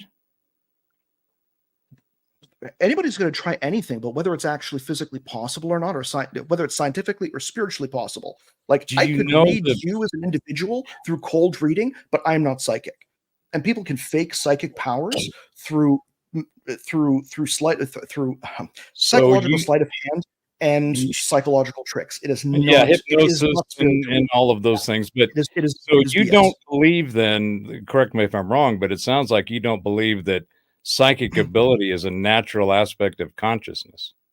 I think that it's possible. I just don't think that anybody who within this sphere of independent media is psychic, because anybody who has been proven to be either they disappear, they fall out of the mainstream, or they're proven to be full of it.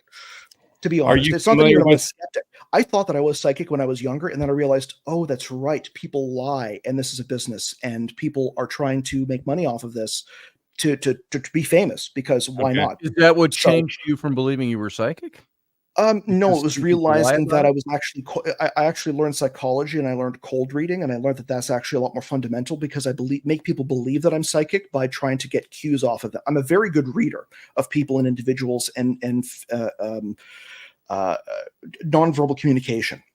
And that was one of the reasons I was very good at sales. I'm also ADHD, and I'm autistic. So when it comes to pattern recognition, dude. I can tell a snake when I see one right from the get-go. 733 matches. It's more. I would say it's more Sheldon Cooper versus the guy from The Good Doctor, if that makes sense. Okay. So very smart, very good at human behavior, very good at pattern recognition. If I showed you documented protocol, scientific methodology that has a track record. Are you a remote viewer? I am an aspiring remote viewer. I'm not talking about me. Okay. So I've been holding three fingers underneath my desk right now. That's not remote viewing. You don't understand it. Okay. Well, then how does it work? Viewing, the protocol for remote viewing is a scientific method. Number one. Okay. Are you a follower in the scientific method? Do you believe I'm a scientific method? Could you actually take me through it and perform it right now in front of everybody? No, I'm not a remote viewer, but I can tell you what the protocol is. And more importantly, I can point you to empirical documented evidence that shows a double-blind condition on regular occurrence. All right, let me bring it up right now. Let's bring it up right now. Point me to the direction. I'm going to bring it up right now. Let's see it. Okay, so let's go ahead and start with go to YouTube and go to the future forecasting group. No. Okay, sure. You got a problem with YouTube? No, I have no problem with YouTube, but if you're bringing me to a group that is espousing that this is something that's true, and here's a double-blind statement, okay, what's their benefit? No, they have documented data and information that they show you. Okay, future live. Well, I'll put it this way, Chris, too. I knew somebody that was a good friend of my mother's. Met him at a party of my mother's, very quiet guy that had been in a CIA program for trying to groom remote viewers. And he said that it's a real thing. He says, I experienced some things. He said, and he got out of it. And he said he didn't have his life threatened or anything like that. He just said that he was there. He saw things. He experienced things, he documented things, and of course he doesn't have access to any of that anymore. It's just his memories now because somebody else was documenting it for a covert operation. And so his credibility was something that I was very curious about it anyway. And yes, there was a part of me that wanted to believe it, but my mom said, you got to meet this guy and talk to him. It's kind of right up your alley. And I said, well, I'll meet him and I'll talk to him. And I got a very good feel off of him, being a fairly decent judge of character myself, that he was legit, and the information he was sharing with me was legit. Are you familiar, Chris, with Courtney Brown and the Farsight Institute? I'm familiar, but not necessarily in depth. There are so many that come up nowadays. It's hard to keep track. So again, the reason I'm asking you this is because just like cryptocurrencies. Oh my God. What's your thoughts on crypto and all that? You don't think I think that it's viable.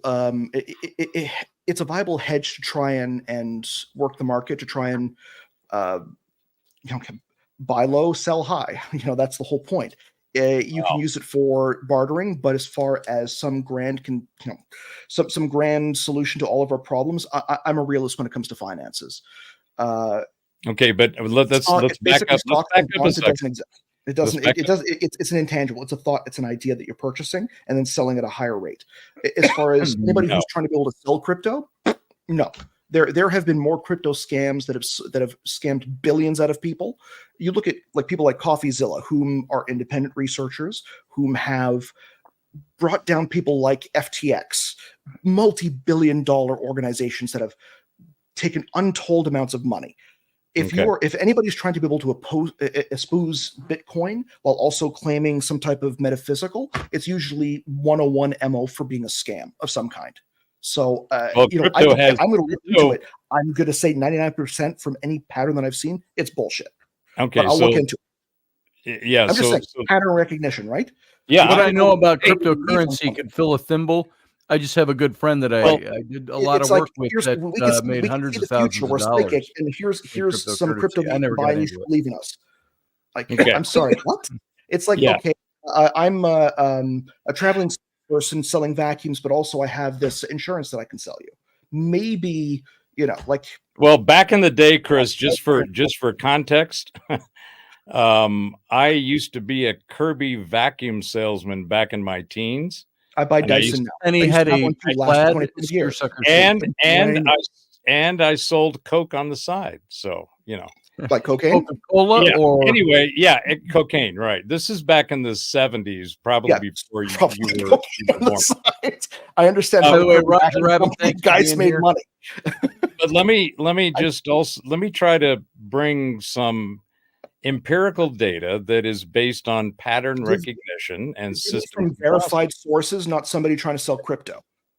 Uh, That isn't okay. that isn't a verified source. That like Oh, wait. I'm the Den of Lore Institute, and I could say that I shit gold, and here you can buy it. I understand what you're saying. Is it saying. cheap? but Who am I? I'm some guy. I'm not a verified scientist. I'm not credentialed. I don't have multiple. There's no outside third party verification. It's just some guy with a bunch of other guys doing this on his YouTube page while shilling crypto. That isn't legitimate at all. That screams scam. Okay. So All right. I understand what you're saying, but let me try to give you some information that you may find new, and I highly suggest that you take a look at it. Number one, I'm a technologist. Okay. I've been in technology for over 40 years. I've built software for Fortune 500 companies. I've traveled all over the world doing communication software for transactions between entities. Okay. So I know how the ones and the zeros work. I actually started in the key punch card days. I was a UNIVAC 1701 key punch card technician, and I went and fixed those back in the early 70s. Okay. So I understand data structure and how they work. And what's data? It's a pattern, right? And how does that relate to people shilling Bitcoin?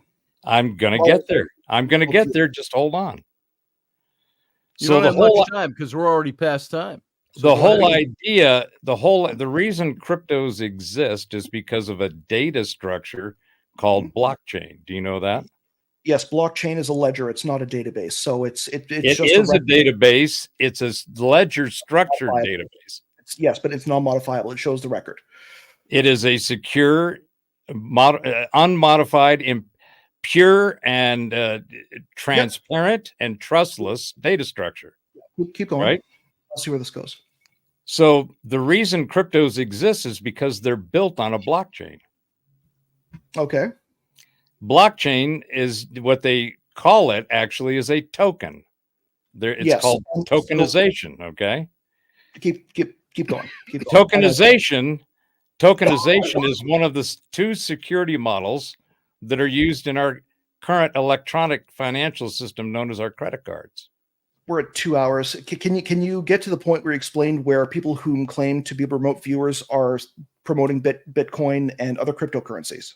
It's in the link that I sent you. You just need to go find it. Are they just here now? This is all foreign language. It's not about. Are they just people who are also promoting, like me doing my artwork, and I'm also the crypto work that they do is just an aspect to what they do with remote viewing. They don't just. Are they incorporating the remote viewing into the trading, or is it? No. There's no trading. No. See, no, I think he's asking. The problem, Chris, I think that you're encountering. I've got an inside look into something, or the problem I think you're having, Chris, is that you have some headline kind of nuggets that have been carefully crafted and curated and tossed out in the conversation. No, it's based on uncovering scams within ufology and ancient history podcast. Well, and then that's fine. Years, and I've never been right. But in my way of looking at things, I'm always trying to get to the nut of the nugget. Okay, what is the actual truth of something? What are the actual facts of something? Yes, thank you. Awesome. Okay. So I know how the data structures work. I know how neural networks work. I know what prompt scripting in this AI thing, which is a bunch of bullshit, is. It's really expert systems. and I know how all that stuff works. I designed them. I have my own technology model that incorporates all this. And how to train, how to be able to refine, about RAG and LoRa. Well, all of that is just another attempt at trying to figure out how to make it mimic some kind of sentience. You can't put consciousness into hardware and software. It's non-organic. So that's a whole nother discussion. But my point is that I think you would probably do yourself well to do a little deeper dive into the actual constructs and how these things work. And it also goes back to the conversation about I've designed the implementation for large businesses with large language models. I've been using large language models since they've started to be released. I've used them locally. I've used them online. I know full well their capabilities. So I'm very, very well versed, especially when it comes to business processes, technology processes. I understand how they actually construct their responses and from those prompts. So I know very well the tokenization process as far as the actual output. Well, the tokenization applies to the large media model. It's not a large language model. It's a large media model. No, it's a collection of training data, and some of it can be it's garbage in, garbage out. But at the same time, when it comes to the output, it is based on the most likely output from the prompt. So it's going to take that language in, try and figure out what is the highest probability of the next word coming. Pattern recognition, right? Well, to a certain extent, yes. That's why I've been so heavy of a use for it. I've used it in business process. I've used it in procurement. I've used it in copy, media planning. I've been using it for 2-3 years, so I do know the process very well. But I hate to say this, guys. The music is on. The music is running. That's the question. Why are remote viewers shilling crypto? Ask yourself that question. This is another. I know it. I know all too well why they're shilling it. Because they're full of shit, probably.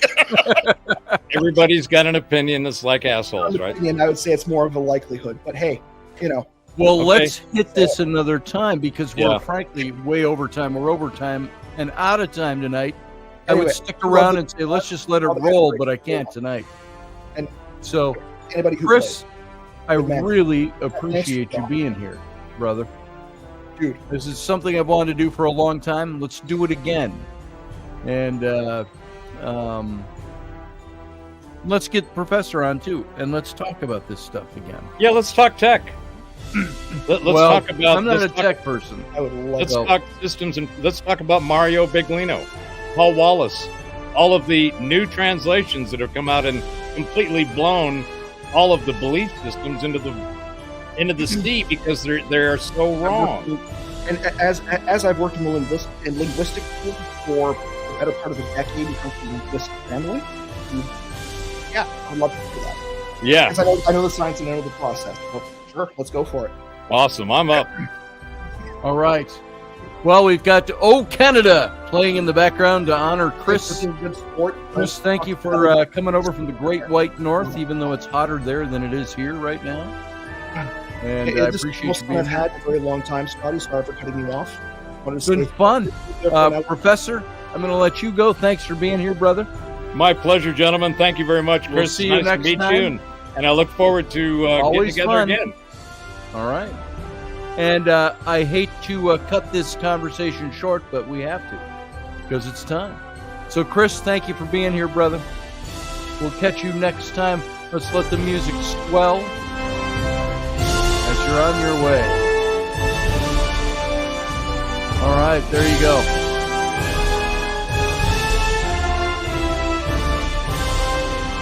All right, this has been Chris George Zuger, my guest tonight.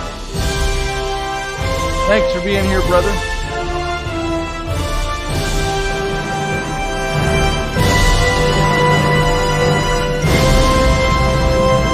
There you go. See you, Chris. Thanks for being here, brother. We'll talk tomorrow. Everybody else, I don't know what I did there, but I somehow got that playing again. Thank you, everybody, for being here. I appreciate your time. And I appreciate both my guests. Well, my guest, Chris, and then my guests who call in, Professor. Matthew, thanks for being here. Interesting conversations, and we'll pick them up again. So you all have a good night. We will see you on Wednesday night, maybe tomorrow night, Tuesday, with Wendy Robertson for Robertson. Have not talked to her yet today, we'll see tomorrow. I think we're on for tomorrow, but definitely Wednesday night here and Friday night here for this show. So thanks for being here, everybody. You all have a wonderful evening, and we'll just see you next time. Live long and prosper.